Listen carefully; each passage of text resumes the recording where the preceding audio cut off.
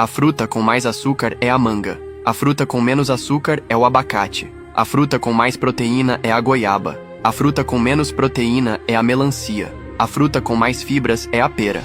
A fruta com menos fibras é a uva. A fruta com mais vitamina C é a acerola. A fruta com menos vitamina C é a banana. A fruta com mais potássio é a banana. A fruta com menos potássio é a maçã. A fruta mais calórica é o coco. A fruta menos calórica é o morango. A fruta com mais antioxidantes é o mirtilo. A fruta com menos antioxidantes é a pera. A fruta com mais ferro é a tâmara. A fruta com menos ferro é a melancia. A fruta com mais cálcio é a laranja. A fruta com menos cálcio é a uva. A fruta com mais magnésio é o abacate. A fruta com menos magnésio é a maçã. A fruta mais hidratante é a melancia. A fruta menos hidratante é a banana. A fruta com mais vitamina A é a manga. A fruta com menos vitamina A é a pera.